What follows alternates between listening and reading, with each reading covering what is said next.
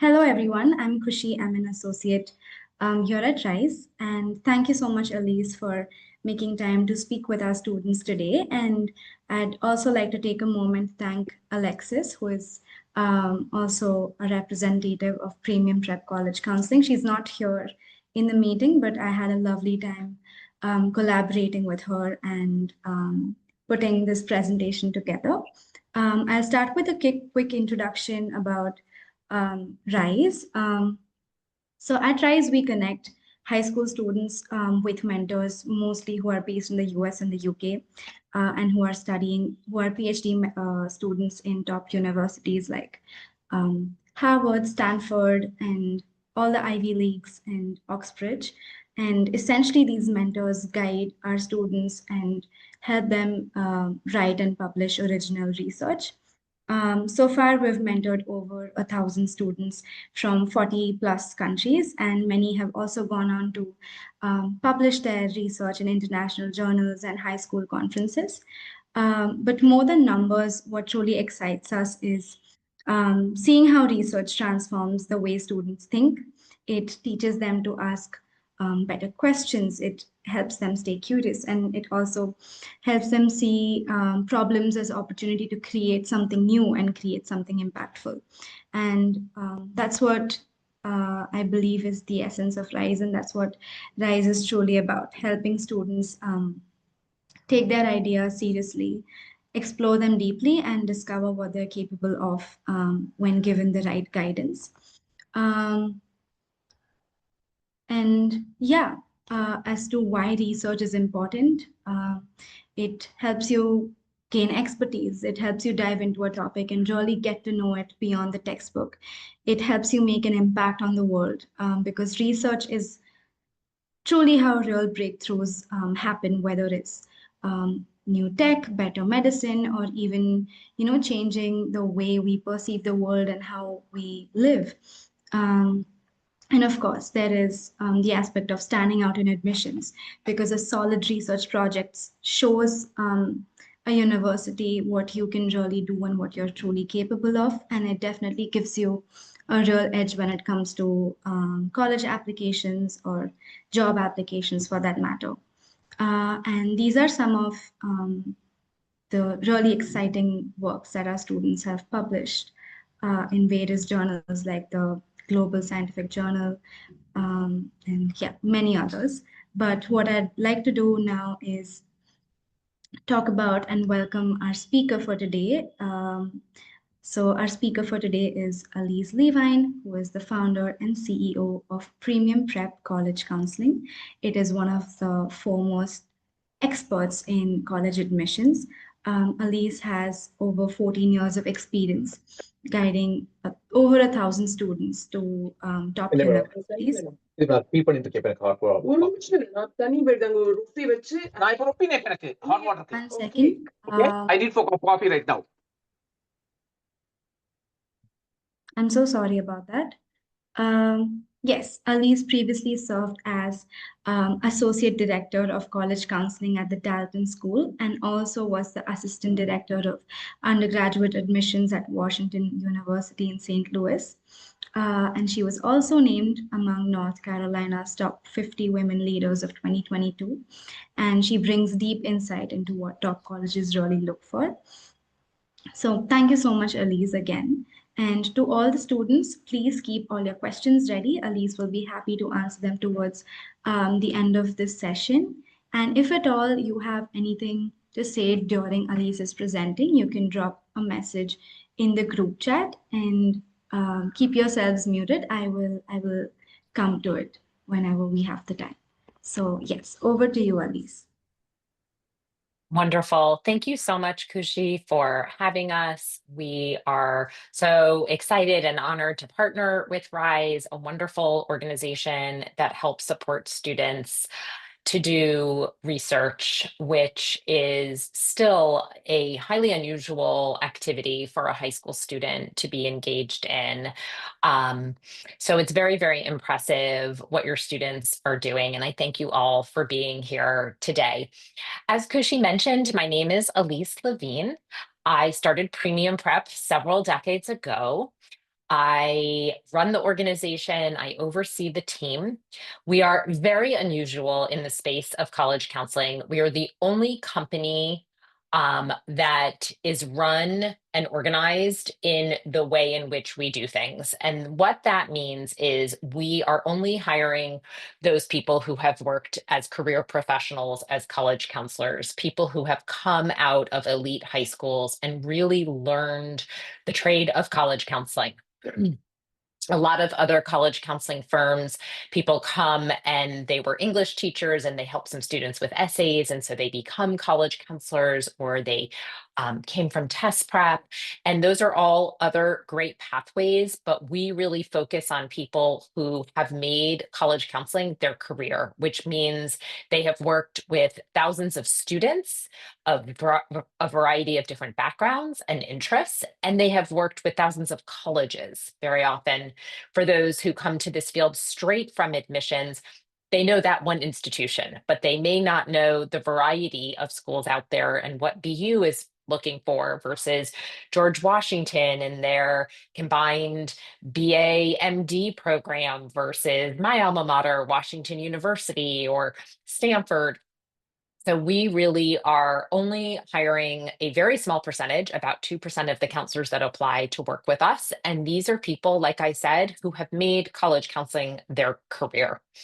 In terms of my background, I also started on the admission side at WashU, then came to the college counseling side at two wonderful elite private schools in the New York City metro area, and now live in Chapel Hill, North Carolina. My husband is a professor at UNC. We're down the road from Duke.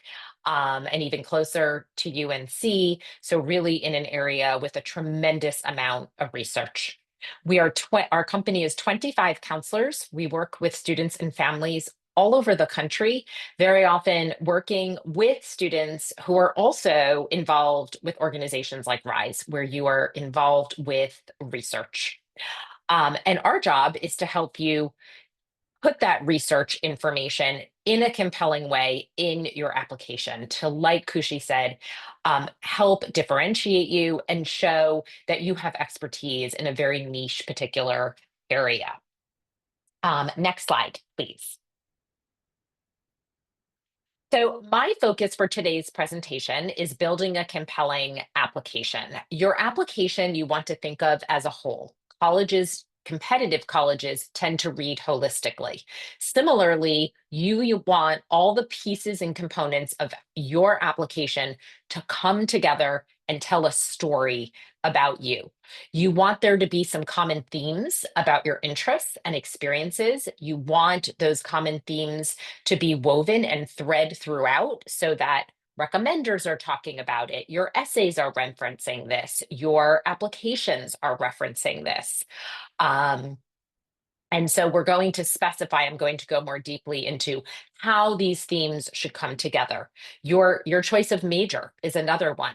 And so there's lots of ways, both in the main Common App question with future plans, as well as the more specific detail in the college-specific supplements, where they are asking perhaps which college within the university you're interested in, which major within that college. Would you be open to a second choice major? Would you be open to a different campus within our NYU campus, or the global launch program that starts abroad for UNC, or the Paris program at USC? So helping students navigate the plethora of options that are out there. And the process really has become that much more complicated. But we want to make sure that students are using each part of the application as really precious real estate to make the most of these applications. Next slide. Go ahead, Kushi, if you could advance the slide. Thank you. I'm so sorry. It seems to be. It's stuck? Yeah. I'm so sorry. Just give me Okay. 1 minute. Okay. Or I can start talking without it. Yeah, you It's can no you can problem. keep going. Yeah. Okay, that sounds great. And if it's easier for me You can go on, Alyse. okay, or I can also share my slides if that's easier. Kushi, would you like me to share my screen? There we go. Okay, so the next topic is diving into the research a bit more specifically. And so one of the really good places that you can include your research is the activity section. Even though research is an academic pursuit, it is also under the umbrella of your activities. So in a moment, I'll show you some samples of how our students have done that under our guidance. Another place you could mention it and go into more detail is in one of the two optional writing prompts under additional information, which is in that writing section. Another is in honors and awards. If you have received some kind of recognition, national, international, regional, that is also an appropriate place to put it. Research-specific supplemental questions. There are a handful, this is less common, of colleges that really specify how they want to share this additional information. So I will include a few samples of those. And very often that information needs to be uploaded to the portal. Most information now that is supplemental is sent through the portal, very often not through the application itself. So we are always reminding students not to go dark after you submit the application, but to continue to pay close attention to what is being posted on the portal, what is being communicated to you by each of the individual colleges. Next slide. Great. So here are 3 examples of how one might describe their activity in some detail, their research in the activity section. So this is what it looks like on the actual Common Application. So you are basically giving a title to what the work is, and then that brief description. So research and data analysis intern at blank human rights organization, raised awareness about food accessibility during pandemic, analyzed disparities in law enforcement and gender wage gap data, published in blank magazine. So this student actually also included the fact that they were published in that description. The second one, laboratory research intern, blank medicine company dedicated to designing medicine to cure gene-related diseases. And then a bit more detail in the description of what they researched. The descriptions should be, like I said, really valuable real estate. Don't worry about complete sentences and pronouns. You want to really maximize the description because there are some schools where this might be the only place that you have a chance to talk about the research. I'm not going to read them all. I do want to make a nod to what Kushi said a moment ago. And I know because I've spent so much time on Rise's website, and Alexis has debriefed me from speaking with Kushi, research have to be in STEM. Right? It's great and compelling, and colleges love to see research in the social sciences and the humanities. I think I mentioned my partner is an art historian. He's a professor. He does research. He writes books and publishes articles. So there can be research in a variety of fields, right, Kushi? Okay, next slide, please. Here are some examples of how you might describe it in honors. They do give you 100 characters, so you can give a bit of detail, and then the state regional options are drop down menu options there, and then the grade obviously as well. But there's a little bit of wiggle room, so you want to really maximize that. So let's read the last one. Second place individual, fourth place team, high school math and science Olympiad. So this is a student who is involved on a team, not necessarily research. The second one, invited high school presenter and speaker, blank meeting, largest annual data and stats meeting in the world. And then that first one, science fair grand prize nominee, physics and bio special award. So lots of ways just to see how students put this information, again, in different sections of their application. Next slide, please.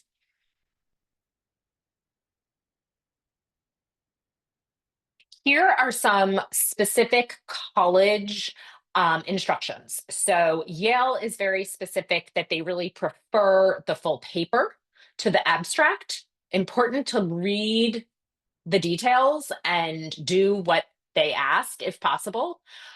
They also say that you can have a research mentor write a supplemental letter. Again, that is a great idea and not an uncommon request. Amherst, that second one, is more asking for a brief description. So again, following those instructions of what it is they are asking for, they are very specific about the 75 word maximum. The third one, next slide, please, is Caltech. And the reason I chose to highlight this is that they are quite specific: a full paper, an additional letter of recommendation, a form with the description of the research. And then they have a new component that I would imagine we might see popping up at other schools. This might be something you guys have already seen or discussed at RISE, called the Viva exam. It's through Initial View. That is the organization that provides interviews for international students at a wide variety of colleges, and Glimpse video submissions for domestic students applying to colleges in the United States. So this exam is something that was designed, Initial View partnered with Caltech. And it's basically a new tool for admissions to verify that you are doing this research, that you understand the nature of what you're doing. You basically are uploading your research paper or project, and then you get a series of customized questions based on your research.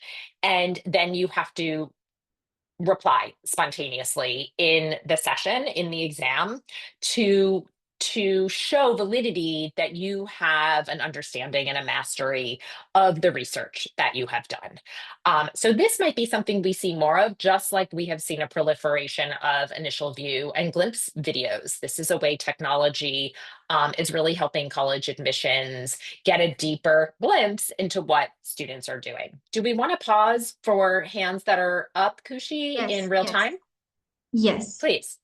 Sudeep, please, you can go on.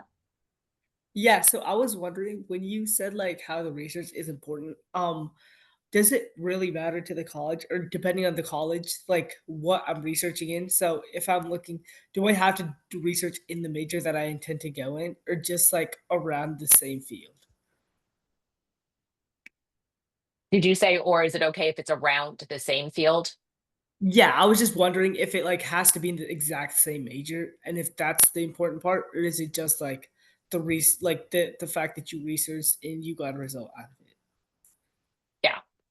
I think it's great when it can tie together and they can see the connection to your interests, but there is not an expectation in the United States that you are only doing things in high school with a very specific narrow path in mind. It's hard enough for high school students to have legitimate research experiences. There is not the expectation that it be precisely in the field that you plan on studying or the major, but that you can convey in your application the relevance to the experience, what you've learned, the challenges of research, the stumbling blocks you've hit, the skills that you've learned, as well as the knowledge and how it applies to what you might want to study, or frankly, what you might not want to study. Part of what you experience in high school is so you can say, I really, really love, let's take something that's not research. I loved playing baseball my whole life, and then I burnt out and I realized this is not what I want to do anymore. It wasn't invaluable. I learned a lot of valuable skills from this experience, but I want to apply that towards something else. So I would say, great question. So much is in how that experience and relevance is presented in your application. Did I answer your question? Yes, you did. Okay. Any follow-up questions? No, I think that's it. It's a really good question. Okay, great, cool. Okay, so moving away a little bit from research, because I do think it's important we think about the whole application and some of the other ways that you are involved. I wanted to touch on other areas more broadly so that the whole presentation wasn't just focused on the research piece. Extracurricular involvement more broadly. Colleges today are looking for depth over breadth. meaning they would rather see you involved in a few areas deeply and authentically, as opposed to spreading yourself really thin and not having the depth. Easier to rise to leadership positions when you are more narrowly focused, easier to have deeper, more genuine, more interesting experiences when you have that depth, as opposed to scratching the surface of a variety of things. Angular versus well-rounded, that's a similar metaphor to say they are less focused on a perfectly well-rounded student, which was more of an emphasis when my generation and many of the parents in this demographic applied to college. It was important you did an art. It was important you played a sport. There were all these sort of check boxes. That's not the case anymore. That is not critically important. Colleges are not as focused that everybody should have all of these areas checked off. It's more important, and what they want to see is that you are perhaps dabbling and experimenting in the earlier years of high school, but then beginning to focus, narrow, and deepen your interests in the latter years. It's also, frankly, we find with so many of our students who are so busy that you can't do everything. Better to drop some things as you progress through high school so you have the time to really do the things you do. Perhaps it's the research piece that you are most focused on, with sincerity and focus and time to think about it, as opposed to being so overextended. Really important in those activity descriptions to not just talk about what you do, but why you do it. Like, why is it important to you? What have you learned from it? Similarly, that comes up in a lot of the essay questions. Also something your teachers and counselors might talk about. Why is it that Shivani or Sri are involved in the things they're involved in? What's motivating you? Another aspect that colleges care about a lot, and this has been a trend in the last 10, 15 years, is character. And that's where that why comes in. So again, not just that you're a leader, not just that you're an academic superstar, not just that you won the Regeneron competition, but that you're doing it because you're really worried about the environment and you want to be a change maker in this field, and why it's so important to you, what kind of person you are, what are the issues that you care about, how do you want to make an impact in the areas that are meaningful to you. So that's what we mean by character. Service work is a great way to demonstrate that character, or volunteer work. That is a great way to show your commitment, that you're actively engaged in that issue. Another character building experience is work. A lot of students don't recognize the importance of a job. Having a job, learning the value of hard work in an unglamorous job is an important part of growing up and becoming responsible and understanding things like customer service. Next slide. Oh, I think we have a question, it looks like. Yes, Yukti, you can go on. Hi, ma'am. Good evening. So, ma'am, I had two questions. Firstly, you talked about that thing of depth on breadth. So, a notion which I've heard a lot is that you should build a profile which tells a story about you. Something in the sports, academics. Like, don't just focus on academics. Do something extracurricular as well. Have a leadership position. So, should I focus on that? Or that's fine if I just focus on my research and not go for everything, not become a jack of all trades. Yes, that's exactly what I'm saying. It's okay to focus on those things that you are most genuinely interested in, as opposed to feeling like you have to do all of these other things. As long as what you're doing, there is real depth and dimension to it. I would say by the end of high school, as you begin to narrow your interests and deepen them, most students have 2 or 3 things, sometimes 4 or 5 things. Sometimes it's one thing that they are so deeply passionate about and committed to and spending so much time on, that that is just the one thing. So it's not as typical to have just the research. Very often it can be valuable to have some other aspects. However, um, it's not unheard of. And I have seen some very compelling applications of students who are doing one thing very deeply with a lot of intention. Is there another question that came in, Kushi, that we want to address now? I just had one more question. Uh, so you were talking about jobs. So if I want to go into finance. So should I focus on a finance-based job or any job which I can find? Any job.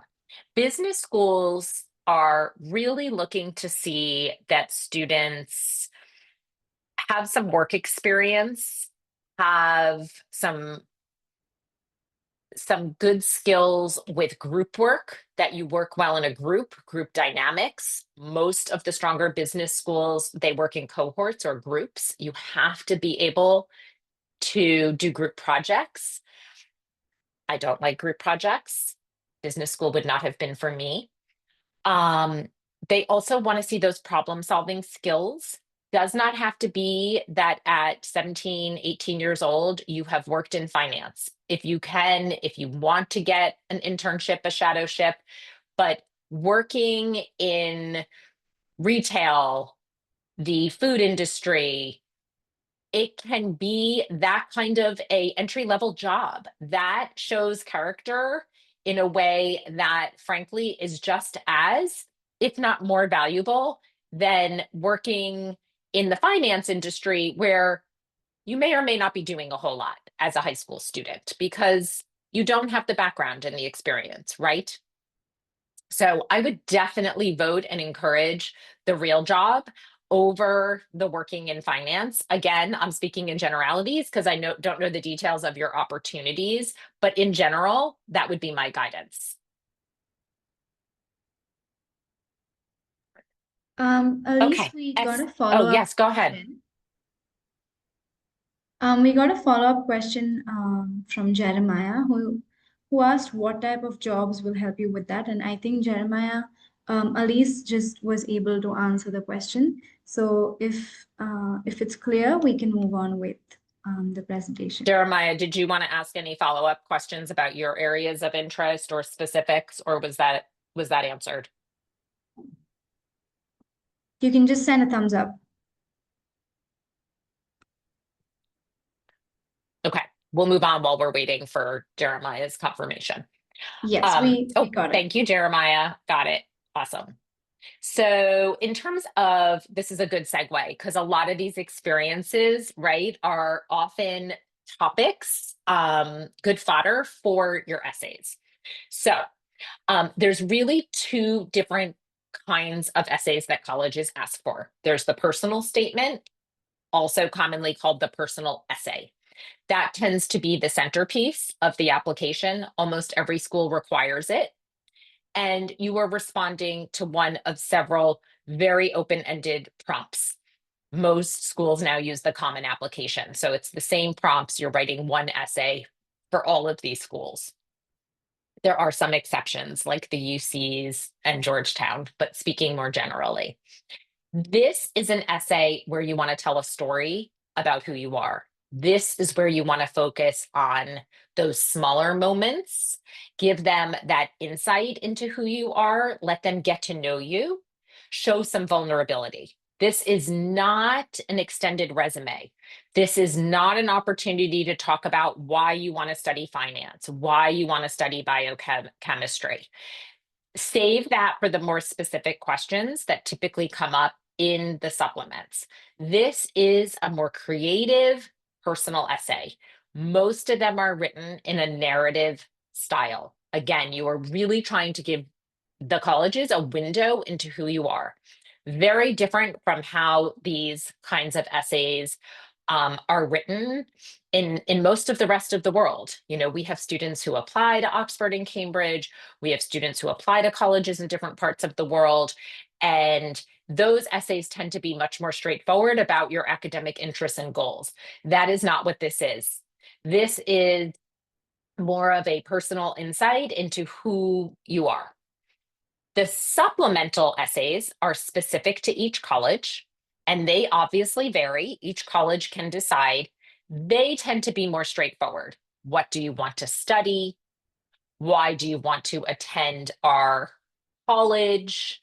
Those types of questions. So they tend to be more straightforward, a bit more transactional, and you want to get into those specifics of why, like the student asked at the very beginning, this research is relevant, this experience to why I think I want to study XYZ at your school, what is offered in that program, why it's special, why it would give you an opportunity to grow and learn in ways you haven't had the opportunity yet in high school.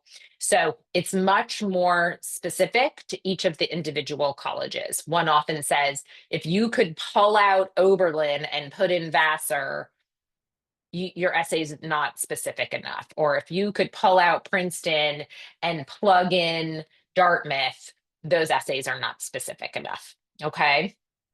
Any questions about essays before we move on? I believe we did have one. Let me just quickly check the group chat. Sure.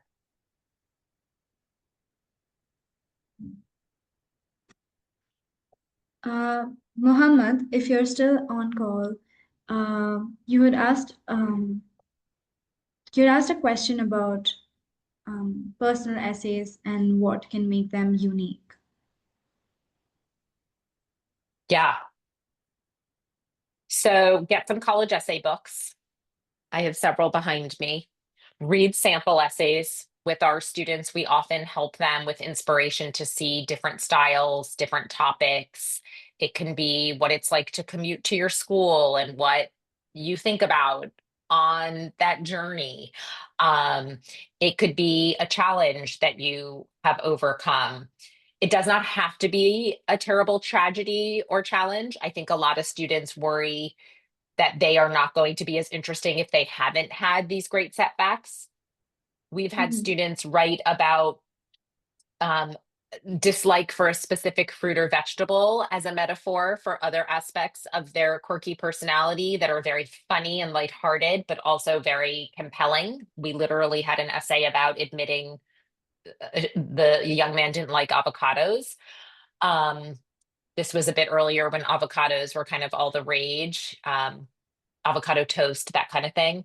So you can have some fun with it and be a bit creative as long as they walk away feeling like they've just sat down and had a conversation with you. What we do is every year we mix up our brainstorming exercises. We sit down, we process that with the students, we start to identify some topics. Then we have students do some free writing and we begin to see where there's the most substance. So that's typically what I recommend that students do. There are lots of brainstorming exercises that are publicly available for students, just prompts and questions to get those ideas flowing. But you want to really think about what are the themes, experiences, values? What are those few things about me that I really want the colleges to know? And then what are the stories and experiences and moments that best reveal that? Alyse, we have Muhammad who put in his question, but I think it was like Was it fairly answered? answered. Yeah. He Okay. asked, what should we do differently in a motivation letter to make it unique? And Michael asked, please, can my personal statement be about a self-help book I read which influenced and transformed my character? Yes. It can be about a book that changed you, anything like that, something you read, a teacher, a course, an experience, those things that have left an imprint on you, changed the way you behave, you see the world, you take care of yourself. I'd say the more you can tell a story and let the experience inform them. So you are doing more showing than telling, the more memorable you will be. I think also that vulnerability piece, I'm assuming I'm talking to a pretty self-motivated group of students. You're doing research. Don't try and act like you know everything. They want to see that you are still hungry and eager to learn more and that you don't have an arrogance. I think that is often something that is hard because you're trying to impress the colleges. Yeah. But part of what's impressive is to show that you're human and imperfect and how you cope with that, right? How you accept yourself, even though you're imperfect, admitting you still have a lot to learn, showing your love of learning, your curiosity.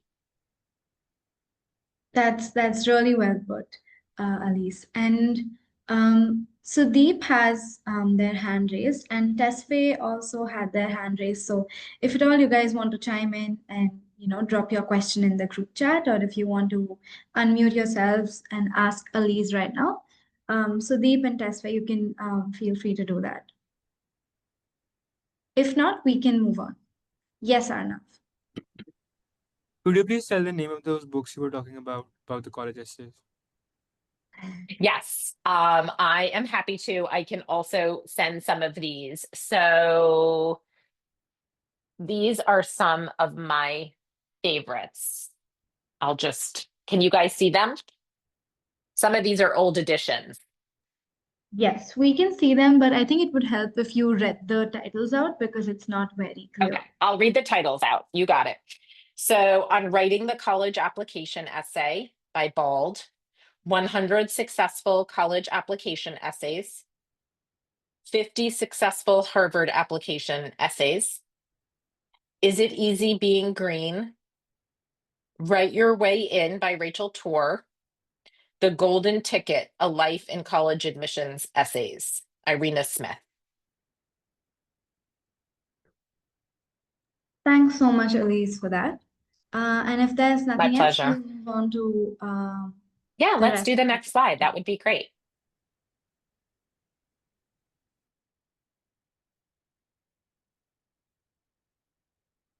So, what is the role of testing and the nuances of test optional? So first, just to go over the basics. Since COVID, the vast majority of schools became test optional and remained test optional. So over 2,000 schools are TO, standing for test optional, and this is about 80% of colleges and universities in the United States. There has been a trend of schools returning to requiring test scores. It is about 100 schools. These policies do change year to year, so I don't know how old everybody is in the group, but make sure you look at the policies for the year you're applying. Some of the schools that most recently returned are University of Pennsylvania, Ohio State, University of Miami, the entire Florida public system, the entire Georgia public system, many of the more competitive schools, and some of the STEM-oriented schools like MIT are in that test required group. There are also schools that are called test free or test blind, meaning they will not accept scores at all. This is primarily in California, the California public schools. It is about 80 schools. There are some small liberal arts colleges that have done away with testing completely as well. I wanted to speak briefly about test optional in a little bit more detail because there are really three different camps for how colleges treat these test optional policies. There's places like Rice that are a good example of schools where the majority of students that apply, that are admitted, that enroll, do indeed send scores. And so you can read between the lines there that testing is important at Rice, whether it's by accident that those just tend to be the students who are most compelling, or if it's that they deeply value test scores. About 70% of enrolled students did indeed submit test scores. Vanderbilt is more neutral. It's about 50% of the enrolled students, and they are very deliberate in their wording around you do not have to send your scores. If they are not going to help you, we'd rather you not send them, and it, will not penalize you. And the proof is in the pudding of that 50%. We see that Northeastern is also a school that's at that about 50%. Whereas places like Rice and Duke and Emory, you're going to see that much higher percentage where the majority of admitted enrolled students have indeed sent scores. And then there are schools more like a Pepperdine, where the majority of students do not submit scores, and the majority of students who are admitted and enrolled have not submitted scores. So that is a very clear indication that this is not a school where that testing piece is super important. Auburn is one of these schools that is in a fourth category called test recommended. So you really feel like you have to send scores there. And if your scores aren't strong and you're otherwise a strong student, it's probably going to be detrimental. And we do see the evidence of that. How to know whether or not to send scores, you need to look at the mid 50%, see how your scores compare to that mid 50% test range for ACT or SAT. And then you need to make some decisions. If it's above the mid 50%, it's obvious you should send it. If it's below, it's obvious in most cases you shouldn't. If it's in the mid 50%, it's really a judgment call where we have to look at all of the various factors and the section scores and do a deeper dive. And that's another area where a college counselor can really be very helpful in guiding you to make the best decision, because it's quite individual, right? Testing tends to be a hot button issue. I can talk about testing all day. It's also a bit of a drier topic. But that's what I wanted to just highlight about testing. Happy to answer questions, or we can move on to the next topic. Alyse, I have a question, and I may be wrong, but I believe it was Caltech that introduced this feature in their applications, especially for international students who are applying to the US. And it's something along the lines of them being able to express any difficulties that they have faced in standardized testing, because they are catering to a whole different sort of education system when they're appearing for the SATs or any other tests for that matter. So could you talk briefly about that, and have you encountered students who have sort of taken that and used it as an advantage, and taken advantage of that opportunity? Because I don't believe a lot of schools let students do that. Yeah, I do think that there is some nuance there, and Caltech is a good example of a school that says if you did not have access, if you live somewhere where this testing is not available, if the testing was canceled, there have been areas throughout the United States and the world where there's been, for a variety of reasons, just a ton of cancellations. And so they are trying to give some grace that if there are those extenuating circumstances and you simply could not test, to please explain that. And that, and some schools are very clear, we will not penalize you. This is not your fault. Others are not using language that's quite as generous. And so you're right that it is important to look at each of the individual schools' policies.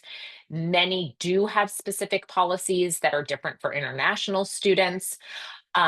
Policies also vary. A lot of schools are test optional, but you must require scores for certain programs or for scholarships. Some of the more competitive STEM-related opportunities, sometimes for engineering, you do have to submit test scores, but not for, say, liberal arts.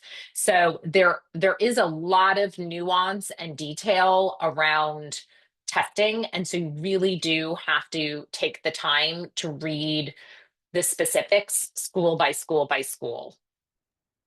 Great. Thank you so much for answering that, Alyse. Of There's course. 2 questions in the group chat, if you could just have a look and address them. Yes.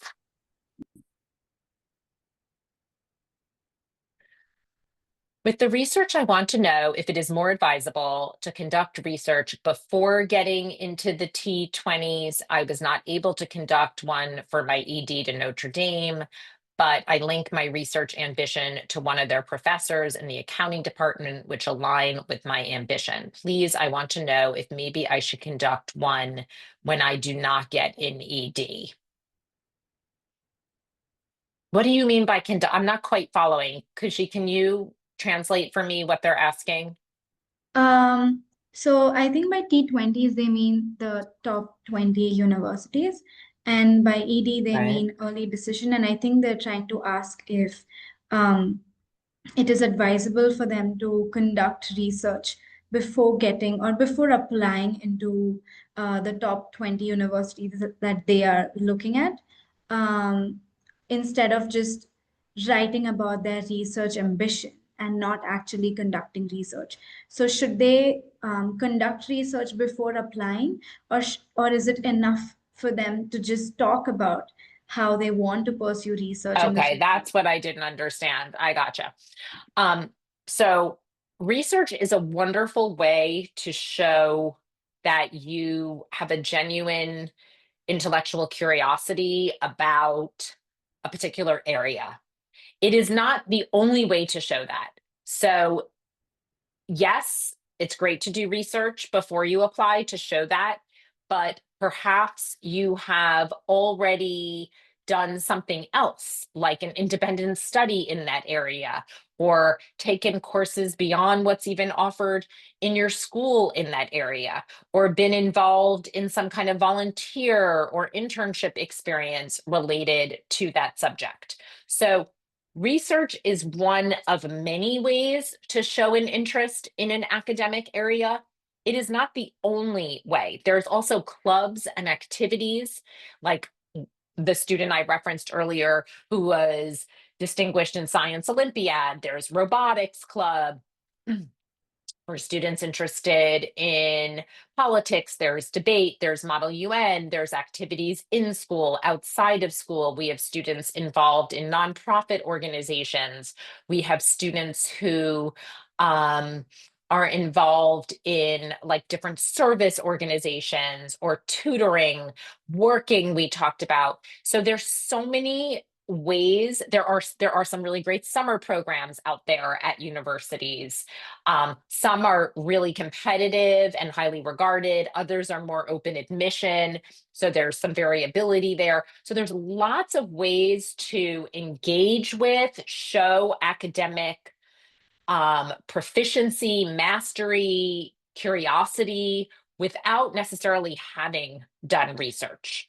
So that's a bit of a more nuanced answer because not everyone has to do research in high school. It's a great opportunity to have, and I think RISE does a great job of helping you have authentic experiences.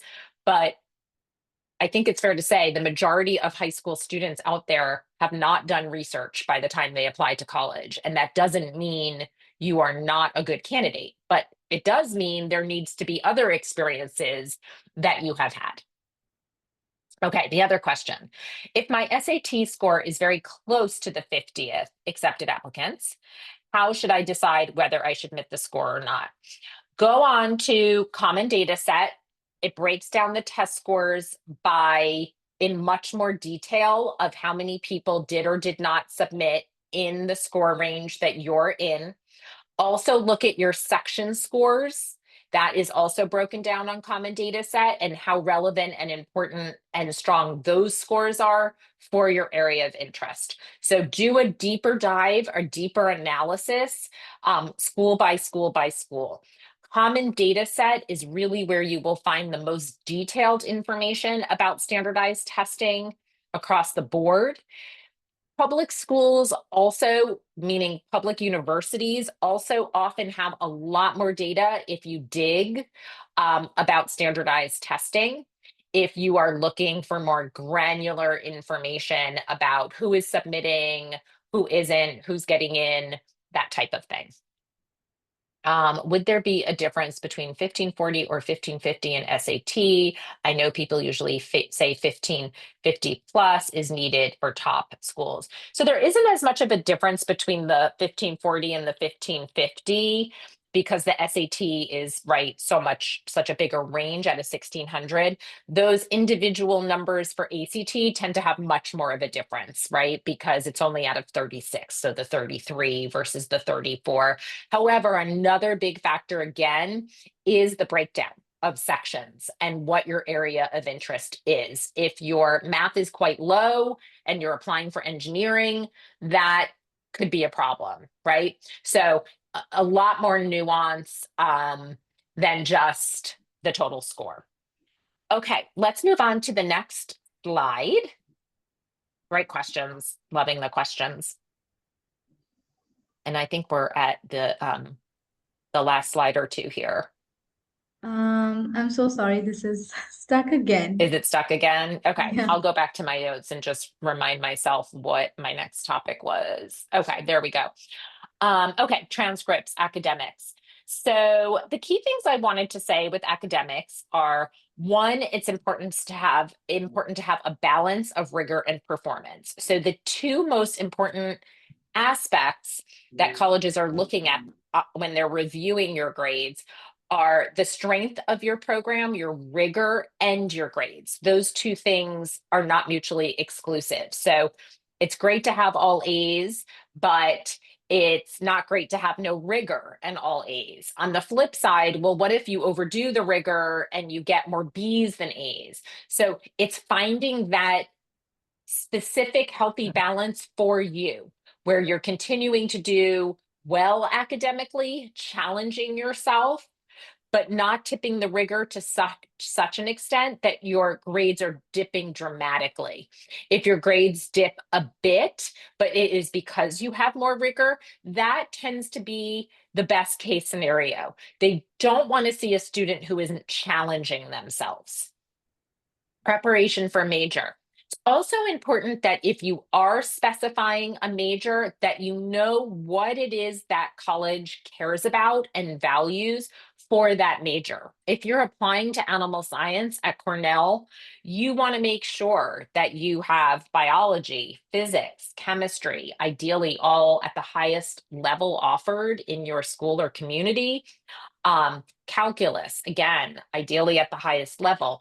And they even like to see statistics, which you don't see as often in the STEM related fields. So knowing what each of the individual colleges and majors are looking for and how that connects to your specific preparation is very, very important.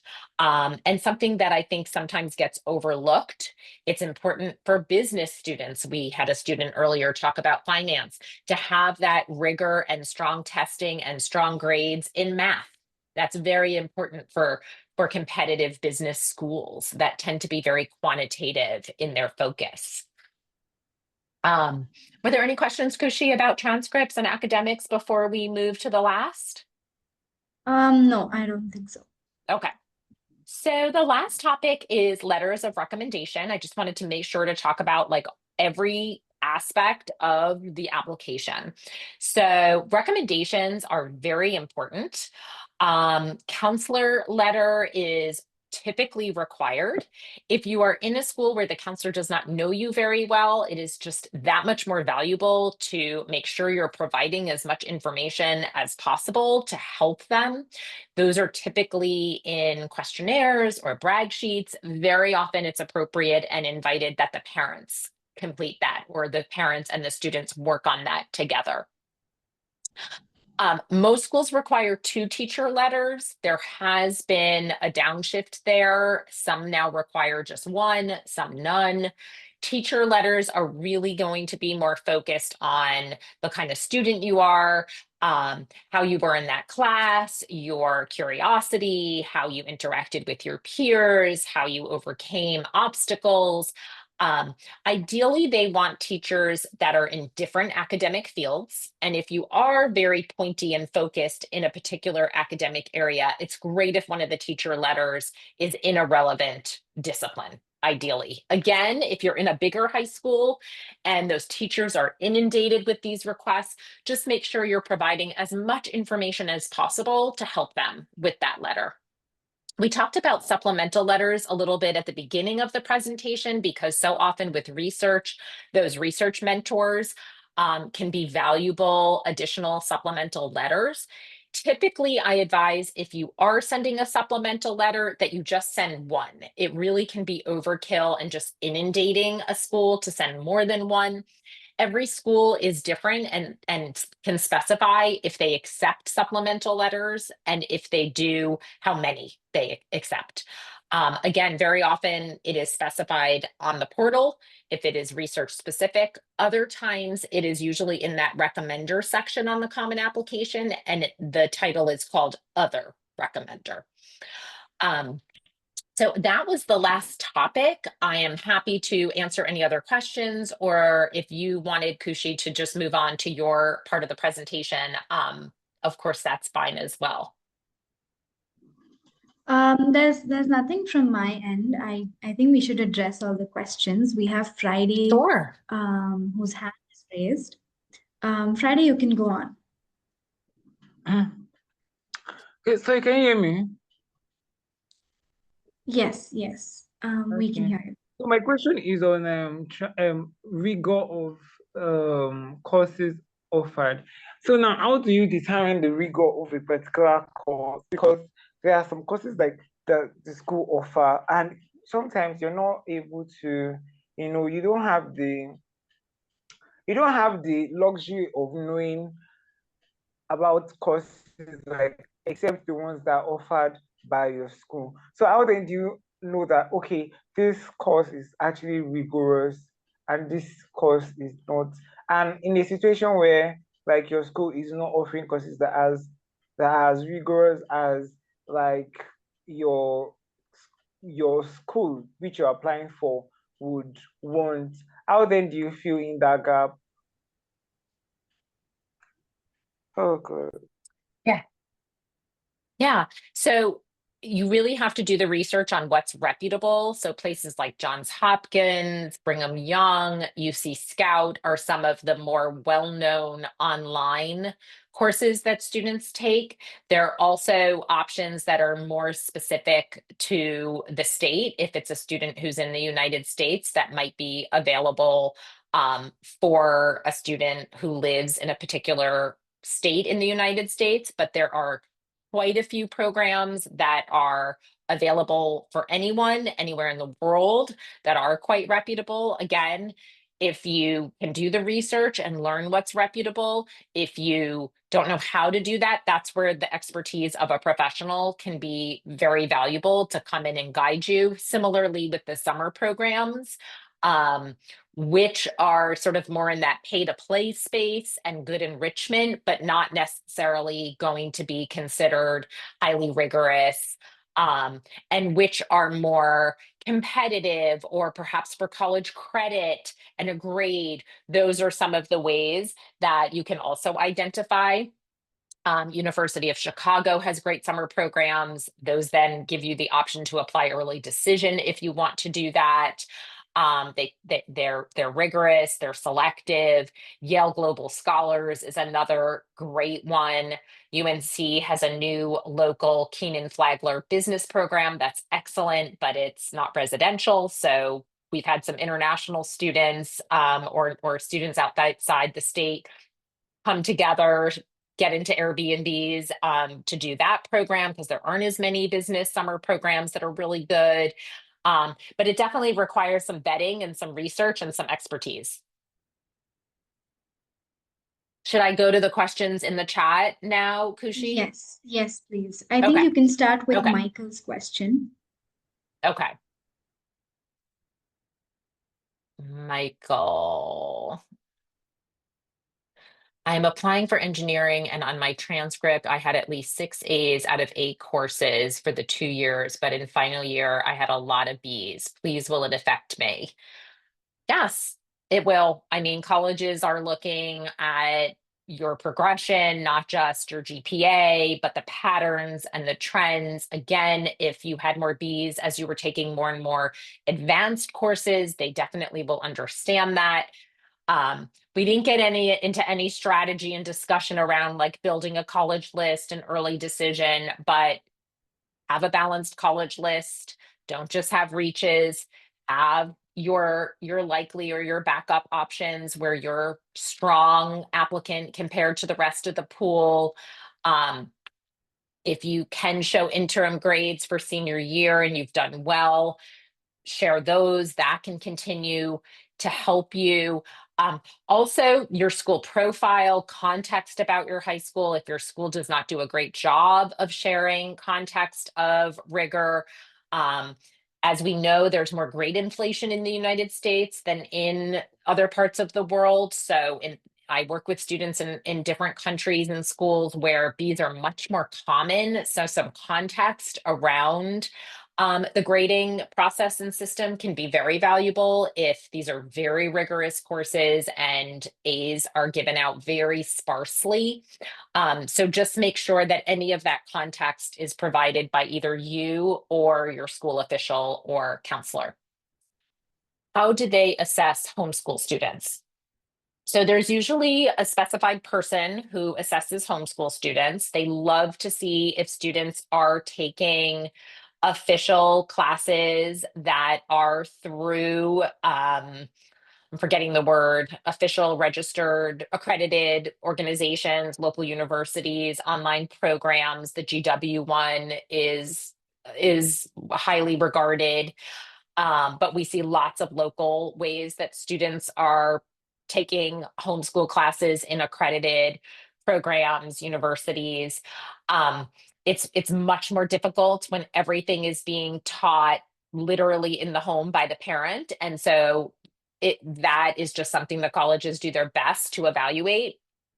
Having some standardized testing can be valuable for homeschool students, just so they do have that data point. So I think testing can be very important. I know it is not always the case that you want to send scores, but it can be valuable if that's something you've done well on.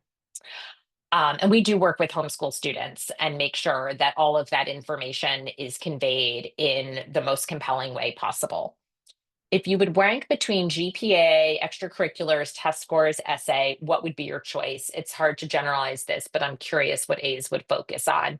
Yeah, definitely grades, transcript is the most important piece. Without having that, the rest is not going to so much as matter. So I would say for sure, focusing on the academics and the grades.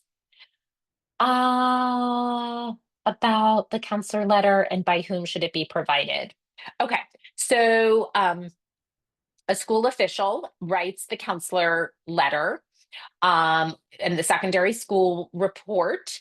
It is typically a guidance counselor or a college counselor. It can also be someone else who serves in a capacity where they are an administrator at the school. Sometimes it's a head of school. Sometimes it's a counselor of a slightly different capacity.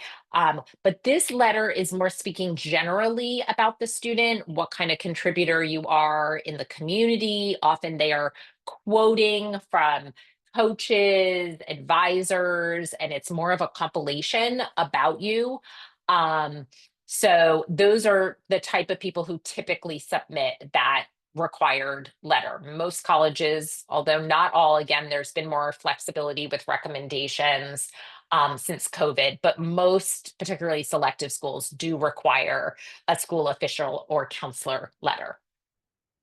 And I think that was the last one, Kushi. Yes, I think that was it. Thank you so much, Alyse. This was really nice, and I think you were able to touch upon every single aspect of a well-rounded application. And I think it was the cherry on top, all the interaction with the participants. So thank you everyone for joining in. And we will be uploading a recording of this session on YouTube. So if at all there's anything that you missed out on, you will be notified once it's uploaded. And yeah, this was great. Thank you so much, Alyse. Thank you, Kushi. I had a lot of fun. It was so good to meet you all. Take care. Likewise. Bye-bye. Bye. Everyone, you can start dropping off. Thank you.